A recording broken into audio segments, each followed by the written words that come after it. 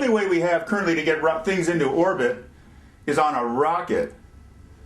And we decided that the rocket is something which uses propulsion over where the motor runs over some period of time, which not only it gives us guidance, but it also allows us to manage the G-force, right? So the acceleration is sufficient to allow us to achieve the speed to get into orbit, but it doesn't happen all at once, so we don't crush the payload in the process, right? A ballistic launch, the G-forces would be too substantial because you have to do all the acceleration within the first few seconds of the travel time. So the rocket is the only way to do it. Now, are there other ways? Well, none that we've used so far, but a while ago, people have had this idea which has been investigated called the space elevator.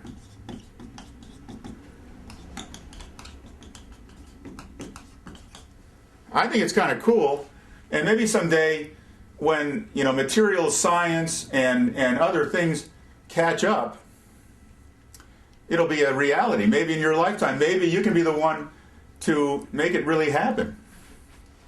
So let's draw a cartoon. Here's the Earth, and I'm just going to I'm going to draw the final configuration first, and then we'll talk about how it gets there. So we'll call this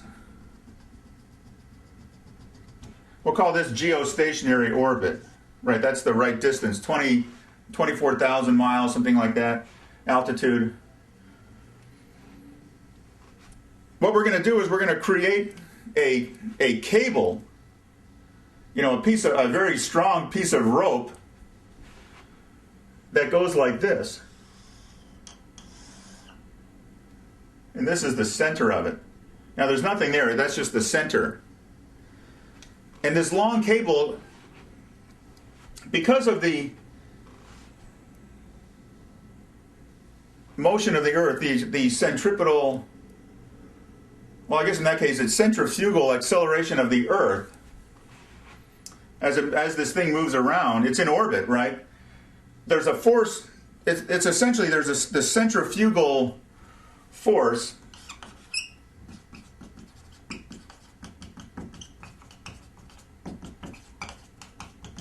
is pulling on it, keeping it taut, keeping it straight in its orientation and taut.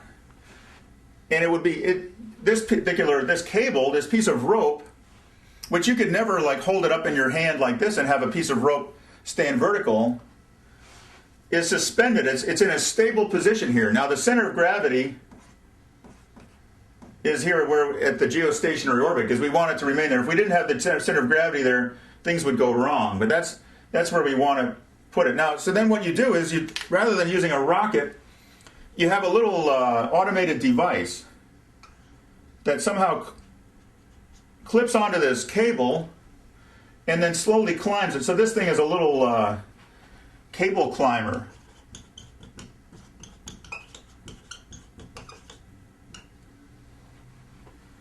And so it walks up the cable by itself very slowly, because we have obviously a long way to go. And if we have a heavy payload attached to it, here's our payload, it's going to have to go slowly. But this thing climbs the cable, and then when it gets here, since the rope is traveling at the same speed as the geostationary orbit, a revolution of period of 24 hours for the orbit, the vehicle, the spacecraft, is going to be traveling that same speed. Then we just let it go, and it's in geostationary orbit. Kind of a cool idea, right? So now there's a couple of problems.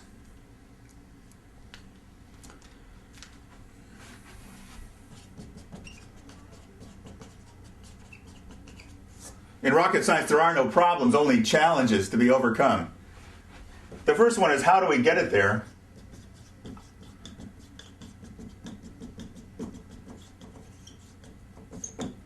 And the second one is, how do we make it strong enough? Because the tension on it is substantial.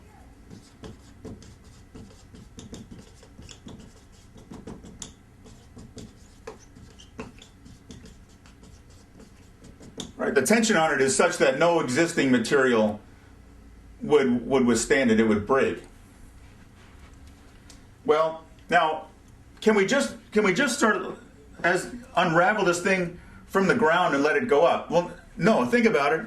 I invite you to take a piece of string and slowly, like, just push it up and see whether it, the centrifugal force, moves the thing, causes it to stay erect, and then go up. No, it's going to fall down, right? There's not enough. The string doesn't have enough orbit speed to be weightless, so to speak, if I just do it in my office room here. So we can't just let the thing extend from here, right? Now, could we attach a rocket to it and have the rocket, like, pull it up? Well, no, because the rocket's going to have to go in orbit, and then we'd have the string would be wrapped around the Earth. So I think I may be wrong in this. I'm pretty sure the only solution is you actually launch something into geostationary orbit, and then you slowly extend it in both directions at once. So you launch it here, and then you extend it up and down. And that's how you get it there. So now this is when the question of strengths of materials becomes really important, because this thing has to support a substantial amount of tensional force, but yet it's a long cable, right? It's 48,000 miles long, and we have to get it into this position. So we have weight constraints, right? What we want is strength per weight to be maximum, right? So, many years ago people used wood, then they discovered there was different kinds of metals. Now, aluminum is, I think, one of the strongest things that, people have found in terms of strength versus weight. Then there was titanium. Now there's composite materials. What people are suggesting is the ultimate holy grail for this strength to weight ratio that's going to solve all of our problems in life, as well as get this thing to exist, is the buckyball configuration, right? So now you've all seen the soccer ball. It's made up of a combination of hexagons and pentagons, and it creates a round structure that's also symmetrical. That's called a buckyball. I think there's something like, if you put a carbon atom at each one of these nodes, there'd be something like 64 carbon atoms in this thing. Well, it turns out there's another way to make this where instead of being a ball, it goes in a tube. And I don't remember the exact configuration, but you can imagine this like filament, hollow, made out of these buckyballs as a filament. Then if you took enough of these and made a rope out of it, then presumably you'd have something with enough strength. Now this does not exist, so we have a problem, right? We can't put our space elevator up there today. But people, and I'm not even sure that this ultimately will have the strength, but people assert that these bucky carbon filaments will have the required strength to weight ratio to allow it to happen. So now we talked about how we use this to get into geostationary orbit. What if you want to go into low Earth orbit? Now think about this. So this thing is climbing up here, and let's say it climbs up this far, because this is the orbit that we want. Now it's traveling at whatever the angular speed of the Earth is times that distance, right? The famous equation, S equals r theta dot, right? It's the speed of its traveling is the arm here times the angular rate of change, right? The Earth goes 360 degrees in 24 hours. But this is far less than the orbit insertion speed.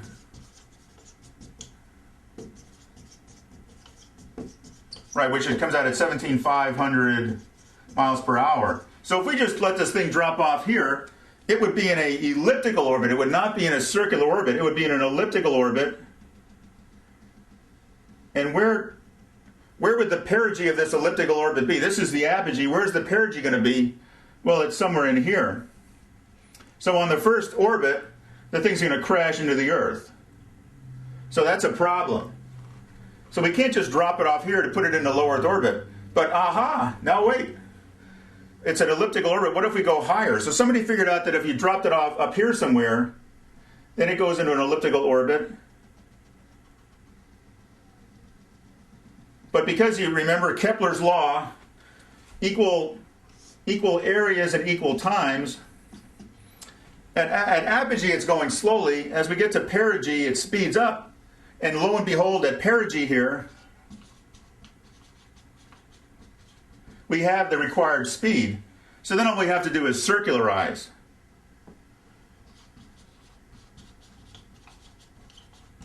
Right, so that's how you get it into LEO orbit.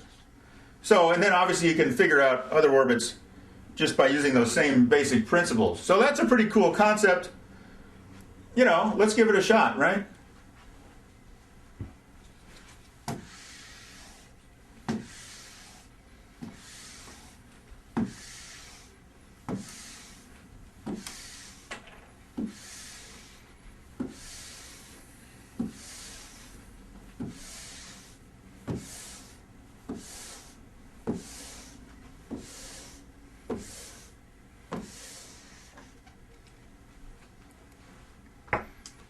So now we've covered the elevator. Now there are a few different options. People have also thought, well, can't we just fly something into orbit? Right, and we cannot fly it all the way there because, well, first of all, at a certain altitude there is no more atmosphere. So the idea of flying, which requires, wings or lift, aerodynamic lift, goes away. And also the free oxygen, the free ambient oxygen to power the jet engines goes away. So you cannot fly to orbit. Right, it does not work, will not happen. But you can get high enough that you can make it easier. And so the first of these, there's this thing called a scramjet engine.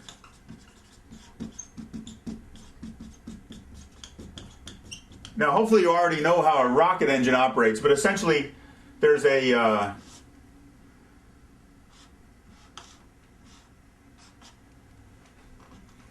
intake.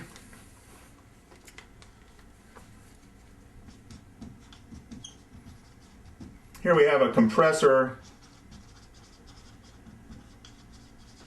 and then we compress it, and then there's combustion. Right, we heat it, we add fuel and burn it and expand the gas. And then here we have a turbine. And the turbine is on a shaft and it powers, here's the compressor, here's the turbine. The turbine then powers the compressor. So it feeds itself, plus it sends a lot of high-speed air in the direction opposite the direction we want to go. So we're using here Newton's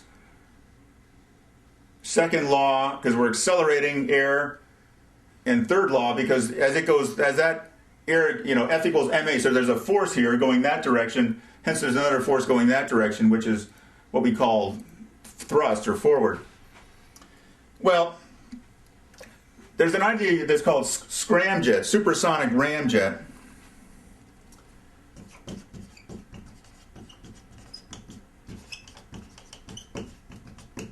The idea being that you don't actually need the compressor. So we get rid of the compressor and we get rid of the turbine. We just have this thing. We still have the combustion. But if you go fast enough, then and you have this thing designed with the right profile, as the air comes in here, you get shock waves that build up. And a shock wave is a way to compress. Shock waves induce compression.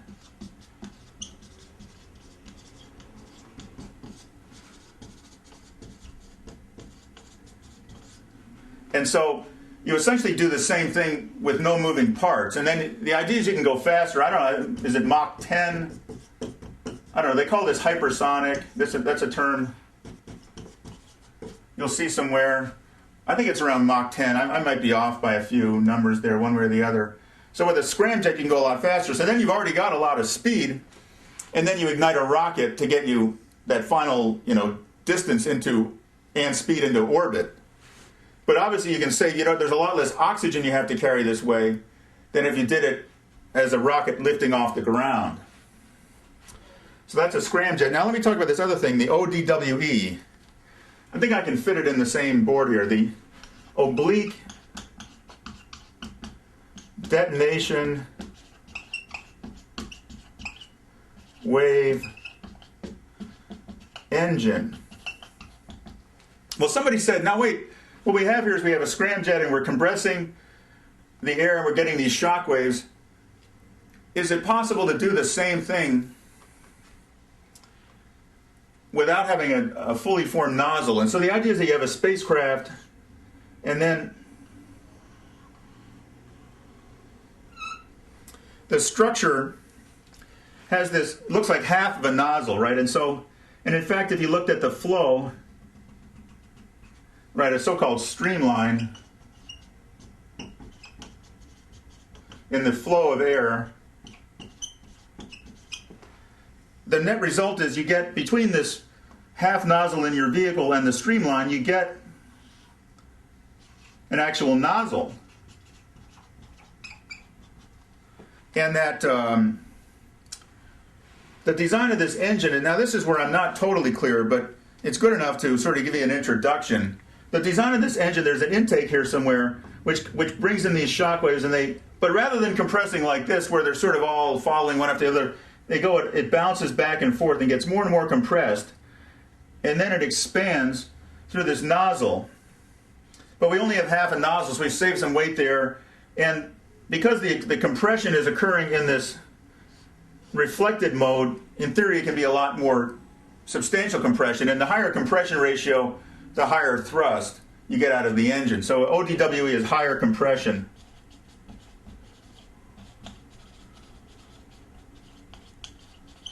Which means higher thrust. So I know we've flown a ramjet. The problem with all these engines is you can't just sit on a runway, on the numbers, standing still and then take off using one of these engines. You already have to have a substantial, Mach whatever speed before you can ignite it. So you'd have to have another system that gets you to that speed. I think we've flown a ramjet, just the ram part, on some NASA thing where they had it attached to the wing. They got the vehicle using a regular jet engine to the plane to the right speed. Then they turned it on and it worked. I'm not sure if we've ever flown a scramjet. I invite you to research that. You could probably find that out in 1 second on WikiU. But I'm not sure about that. In the ODWE, we've never done that so far. So these are all things, great ideas, whose time has not yet come. And I invite you to be the ones to make it happen. So that covers those things. Let me get a little space here.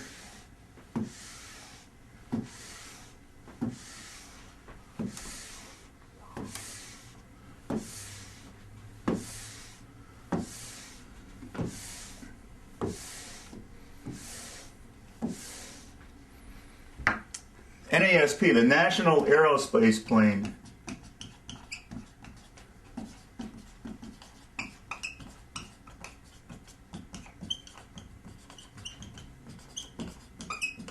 Now this was a thing, I don't know if anyone's still working on this actively or not, but there was a whole program office at Wright-Patterson Air Force Base a long time ago that was, doing serious, like full-scale design of a national aerospace plane. The idea is that you've seen the Concorde, it kind of looks, it has delta wings, and it has a narrow fuselage, little tail, and then a pointy front.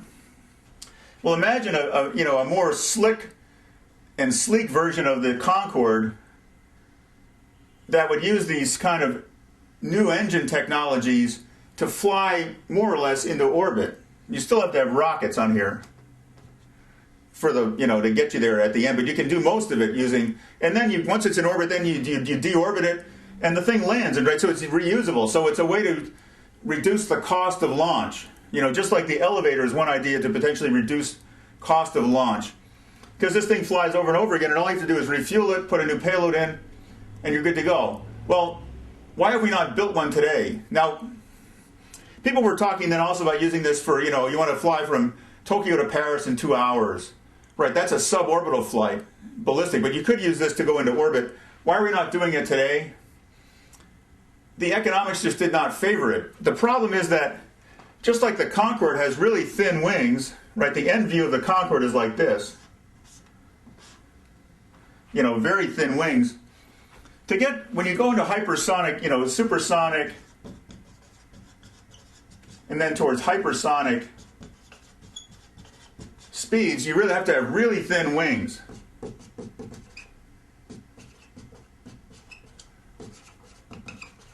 Right, so the whole thing has to essentially be a giant delta wing, very thin. So unless you could build a satellite that looked like this,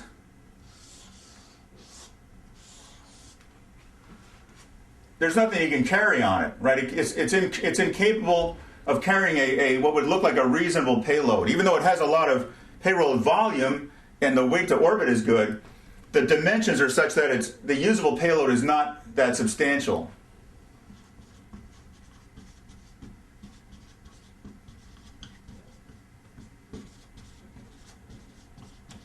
But maybe there'll be some breakthrough and it'll happen. But that's another exciting concept that's still out there waiting to be invented.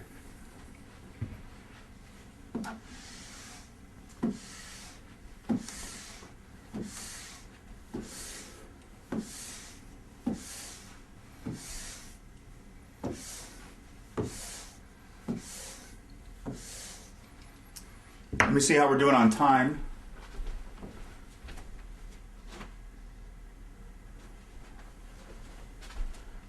Well, all right, we'll give it a shot. I think I can fit it on this tape. So we've talked about, let's check. So we've talked about the NASP also. Let's talk about man.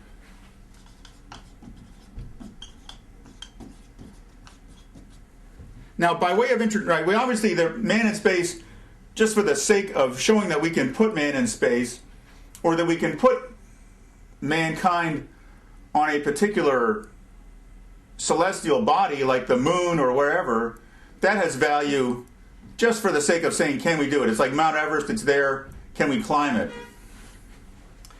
But then when you look at the practical value of man, it's a whole different question.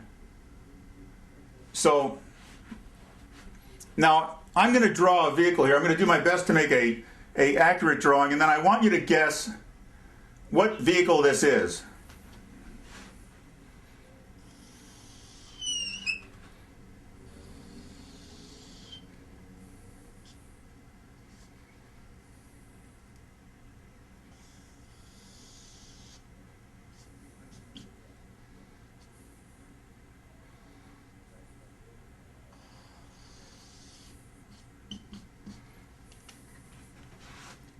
Use a different color.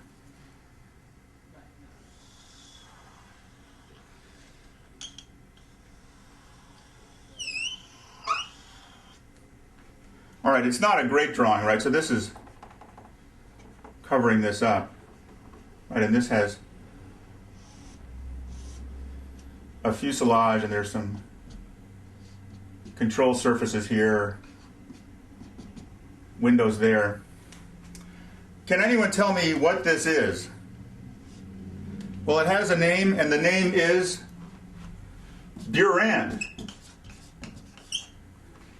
Because in the late 80s, the Soviet Union essentially knocked off our shuttle with one important improvement. They made it all liquid. And we'll get to the importance of that shortly. They made it all liquid. But they made, essentially, it looks exactly like our shuttle. And guess what they did? They had it launched, the thing launched, it went up into orbit, then they deorbited it, and it came back, and it landed. Guess how many people were on board? 0 people. The whole thing was done with automated control. So, right, we have a space shuttle with people on board. The idea was that we could reuse it, that they could maybe do things while they were in orbit. I don't want to get into any sort of political argument here or discussion, but people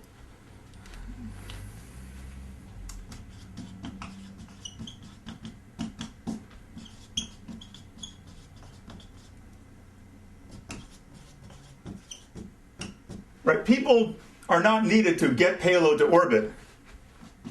People are payload.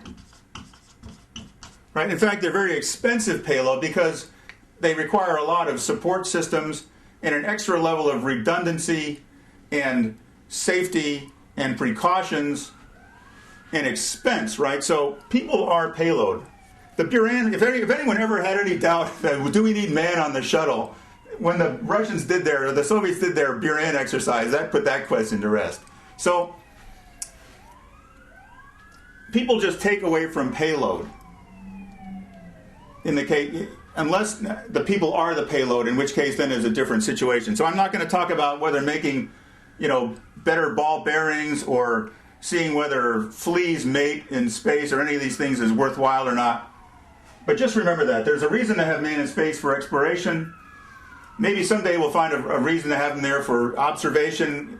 Hasn't happened so far, even though there was this whole thing called the manned orbiting laboratory that was worked on in the late 60s and didn't happen. But people are payload. They are not required to get the payload there or to get the vehicle back if you want to reuse it.